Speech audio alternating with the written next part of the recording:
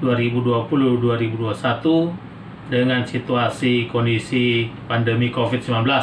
Sehingga hari ini dan sampai selesai semester ini kita akan belajar daring dalam jaringan atau belajar online, khususnya untuk mata pelajaran pendidikan agama Kristen.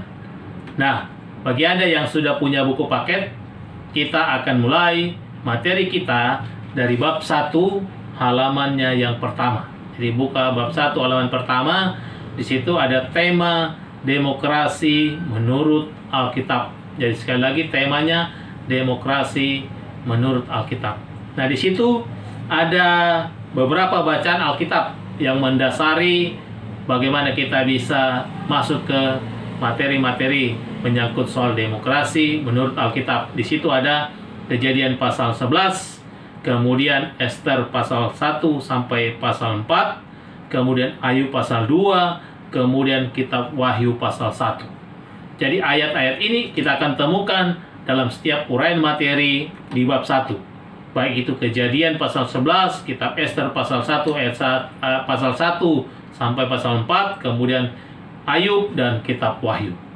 Nah, di bagian A di situ disebutkan atau menjadi sub tema atau sub pokok bahasan kita adalah pengertian demokrasi.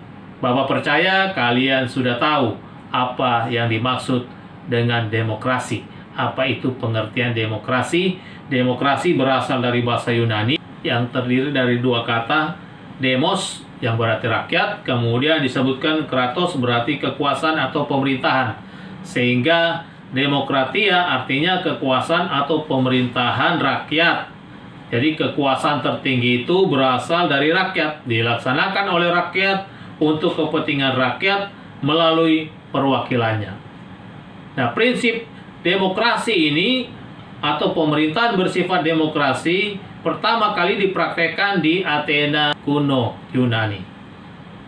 Nah, kalau kita bicara tentang demokrasi di Indonesia, maka kita tahu negara Indonesia itu menganut sistem demokrasi yang disebut dengan demokrasi Pancasila, sesuai dengan Negara Kesatuan Republik Indonesia atau NKRI. Nah, demokrasi Pancasila adalah demokrasi yang mengutamakan musyawarah untuk mufakat.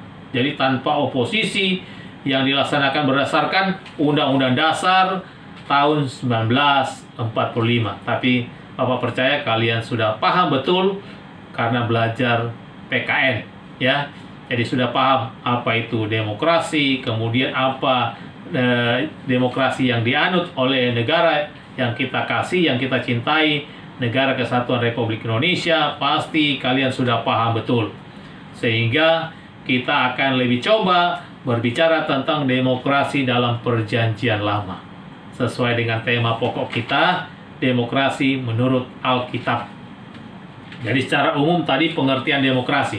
Nah, demokrasi dalam Perjanjian Lama kalau kita lihat sebenarnya Alkitab tidak pernah menyebutkan istilah demokrasi. Tapi kalau kita lihat, perhatikan dalam beberapa peristiwa yang terjadi, yang dicatat dalam Alkitab, memberikan sebenarnya kepada kita sebuah gambaran tentang demokrasi yang benar itu seperti apa. Khususnya sesuai dengan judul kita, demokrasi dalam Perjanjian Lama.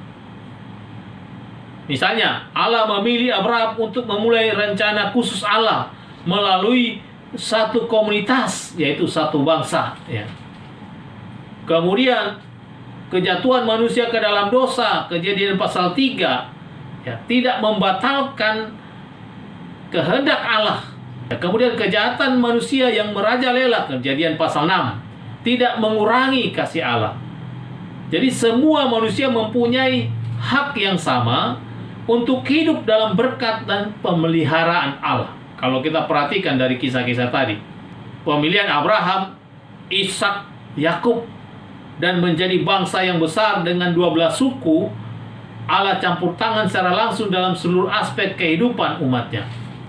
Kalau kita lihat dari catatan-catatan Alkitab, apa yang dikatakan oleh Alkitab, baik itu dari kisah Abraham, kemudian dalam kaitannya dengan manusia jatuh ke dalam dosa, yang tidak membatalkan kehendak Allah, kemudian kejahatan manusia yang merajalela tapi tidak mengurangi kasih Allah, karena Allah punya kerinduan untuk menyelamatkan manusia, maka kita bisa temukan bahwa demokrasi dalam perjanjian lama itu bicara bagaimana supaya manusia bisa hidup dengan standar yang sama. Makanya Tuhan memberikan hukum kepada bangsa Israel agar supaya mereka hidup benar, mereka hidup dalam standar yang sama. Karena bagi Tuhan semua manusia memiliki kedudukan yang sama. Itu kalau kita baca dalam kitab Kejadian pasal 20.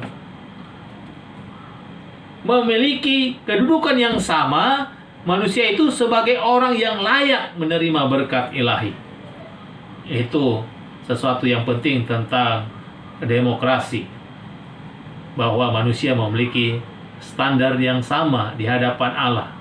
Semua manusia layak untuk menerima berkat yang sama dari Allah.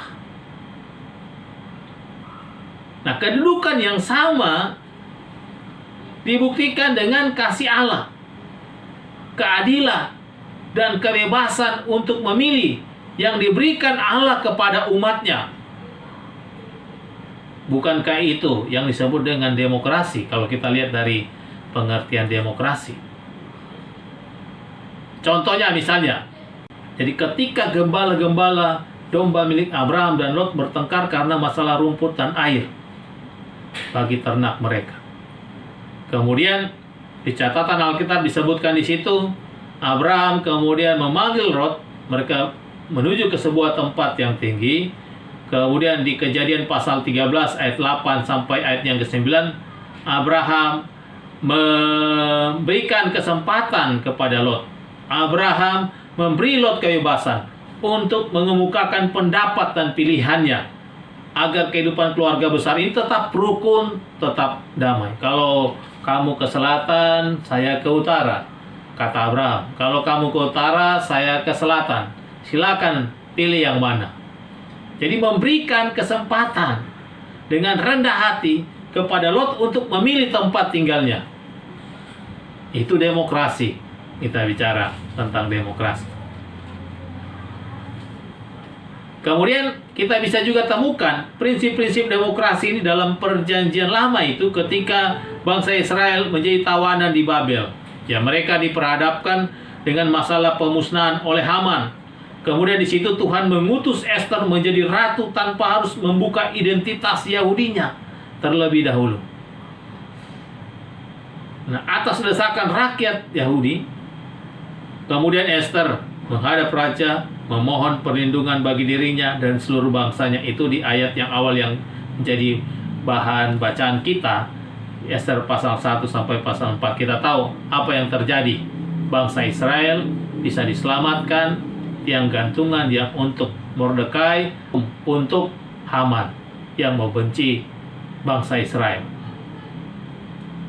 Jadi ini contoh-contoh yang kita bisa temukan di dalam Alkitab. Bagaimana memang dalam perjanjian lama prinsip-prinsip demokrasi itu bisa kita temukan dalam perjanjian lama. Bagaimana manusia mempunyai hak yang sama untuk hidup dalam berkat dan pemeliharaan Allah, itu dibuktikan Tuhan dalam janji-janjinya kepada semua manusia. Bagaimana supaya manusia itu hidup dengan standar yang sama, hidup benar dengan standar yang sama, sehingga Tuhan memberikan hukum-hukumnya kepada bangsa Israel. Bagaimana kalau kita lihat kebebasan untuk memilih yang diberikan oleh Abraham kepada Lot. Ini bagian-bagian dari kisah perjanjian lama yang membuktikan adanya prinsip-prinsip demokrasi. Kemudian di bagian C di situ demokrasi dalam perjanjian baru. Jadi ada perjanjian lama, ada juga demokrasi dalam perjanjian baru. Nah, kita melihat di situ dalam kisah-kisah Alkitab yang dicatat dalam perjanjian baru, kita akan temukan ada banyak hal. Bagaimana prinsip-prinsip demokrasi itu dalam perjanjian baru, seperti halnya dalam perjanjian lama. Dan bagaimana demokrasi menempatkan setiap manusia pada kedudukan yang sama dengan hak dan kewajiban yang sama, gitu ya. Kalau kita lihat di dalam Yohanes pasal 3 ayat 16, ini ayat yang sudah tidak asing lagi bagi kita. Karena begitu besar kasih Allah akan dunia ini sehingga ia mengaruniakan anaknya yang tunggal supaya barang siapa yang percaya kepadanya tidak binasa melainkan beroleh hidup yang kekal. Dari ayat ini jelas bagaimana Allah mengasihi seluruh umatnya tanpa membeda-bedakan. Menempatkan manusia di hadapannya sama tanpa terkecuali. Sekaligus semua manusia menjadi sasaran kasih Allah yang tidak terbatas itu. Yohanes pasal 3:16 jelas sekali. Kemudian Tuhan Yesus memberikan perintah, kita bisa temukan bagaimana supaya manusia itu mengasihi sesama manusia seperti diri sendiri. Itu hukum yang pertama dan yang utama. Kasihilah Tuhan Allahmu dengan segenap hatimu, dengan segenap akal budimu, jiwamu, dan seterusnya. Dan kasihilah sesama manusia seperti engkau mengasihi dirimu sendiri. Ini membuktikan bahwa prinsip-prinsip demokrasi tentang kesetaraan, kedudukan yang sama, hak yang sama, kewajiban yang sama ada memang dinyatakan dalam Alkitab. Baik itu di Yohanes pasal 3:16 maupun dalam hukum yang terutama. Kalau kita bisa juga temukan di Yohanes pasal 4 ayat 7 sampai ayatnya yang ke-10. Di situ ada prinsip-prinsip bagaimana kasih dan penghargaan itu Tuhan berikan bagi semua orang pada hal yang sama. Tidak ada perbedaan. Dia orang Yahudi, orang Samaria, ya, semua di hadapan Tuhan sama. Yang dicatat di dalam Alkitab. Ada contoh yang lain, misalnya Tuhan Yesus bersedia dijamah oleh perempuan yang sakit pendarahan. Ya. Sekalipun pada saat itu dia dianggap najis oleh kaumnya. Tapi dia menerima iman. Tuhan Yesus menolak dia? Tidak. Dia bisa mengalami kesembuhan. Ini prinsip yang sama, hak yang sama, kedudukan yang sama, dan kewajiban yang sama. Yang Tuhan Yesus tunjukkan bahwa memang demokrasi sudah terlihat di dalam Alkitab, baik Perjanjian Lama maupun Perjanjian Baru. Contoh-contoh yang lain, bagaimana Paulus menerima Onesimus yang adalah dikatakan di situ seorang budak, tapi Paulus menerimanya sebagai saudaranya di dalam Tuhan. Jadi tidak membeda-bedakan, ya. Ini yang kita bisa temukan dalam catatan Alkitab Perjanjian Baru. Nah, kita kembali ke hal yang lebih spesifik. Di bagian di situ ada demokrasi di gereja. Jadi demokrasi di gereja ini menarik, ya. Bagaimana saat ini dengan kehidupan di dalam gereja? Apakah ada demokrasi di situ? Apakah dalam kehidupan gereja tercipta sebuah prinsip-prinsip demokrasi seperti yang firman Tuhan catat, yang seperti yang firman Tuhan sampaikan, baik itu dalam Perjanjian Lama yang kita bisa temukan dari kisah-kisah Alkitab atau Perjanjian Baru? Nah, ini yang menjadi sebuah pertanyaan, ya. Kita tahu bahwa Yesus Kristus adalah kepala gereja. Seluruh orang percaya disebut sebagai tubuh, ya, dan anggota-anggota yang ada. Semua memiliki kedudukan dan fungsi yang sama. Oleh sebab itu, kalau kita lihat gereja hanyalah milik Allah, bukan milik persorangan. Semua anggotanya adalah umat yang diselamatkan. Bagaimana saat ini dengan kehidupan demokrasi di gereja? Nah, ketika kita bicara tentang demokrasi dalam gereja, maka ada prinsip-prinsip hidup berdemokrasi yang harus terrealisasi dalam gereja. Misalnya disebutkan di situ, menerima, mendengarkan, dan menghargai pendapat orang lain. Harus ada dalam gereja. Kalau rapat-rapat biasanya kita lihat, ya. Kemudian yang kedua, mengutamakan kepentingan masyarakat umum, ya. Makanya gereja ada prinsip hidup untuk melayani, diakonia, karena itulah bagian dari sebuah demokrasi.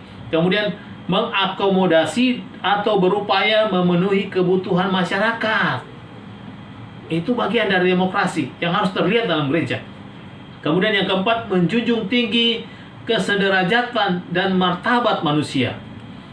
Jadi harus menghargai, menjunjung tinggi kesederajatan dan martabat manusia. Enggak boleh pilih kasih, gitu ya. Seorang pendeta, seorang pimpinan jemaat nggak boleh lihat karena dia kaya, baik, disambut. Kalau miskin, dicuekin. Nggak boleh dalam kehidupan gereja. Tuhan mau ada prinsip demokrasi juga.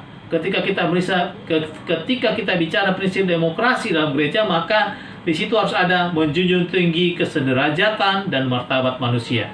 Kemudian yang kelima, mengupayakan kesejahteraan dan keutuhan bangsa Indonesia.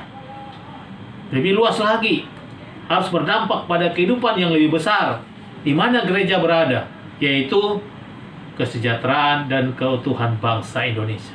Demokrasi itu sangat penting.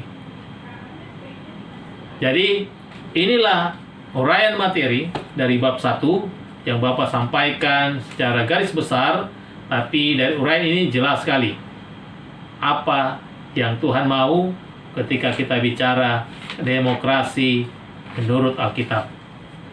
Nah, perhatikan baik. Dari uraian materi yang sudah disampaikan tadi, ada tugas yang akan kalian kerjakan di sisa waktu yang berjalan ini.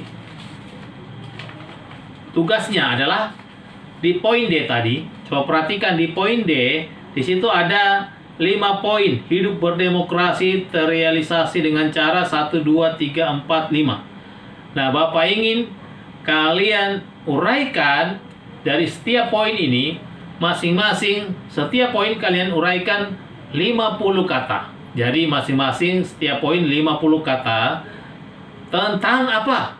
Ya, tentang apa yang terjadi dalam gereja atau demokrasi yang terjadi dalam gereja berkaitan dengan menerima, mendengarkan, dan menghargai pendapat orang lain. Dalam hal apa saja yang kalian perhatikan, yang kalian lihat, hal-hal di poin 1 ini terjadi dalam kehidupan gereja. Kemudian mengutamakan kepentingan masyarakat umum. Hal-hal apa saja yang dilakukan yang terjadi dalam gereja berkaitan dengan prinsip hidup demokrasi, poin 2. Kemudian poin 3, poin 4, dan poin 5, dan seterusnya. Jadi ini tugas yang Bapak tunggu untuk kalian selesaikan di waktu yang berjalan ini. Setelah selesai, silakan Anda kirim tugasmu di Google Classroom kelas kalian masing-masing. Bapak tunggu sampai akhir jam pelajaran ini. Jadi terima kasih, tetap semangat, selamat mengerjakan dengan penuh sukacita, dengan bersyukur, dan Bapak berdoa kiranya kita semua selalu terlindungi dari pandemi COVID-19.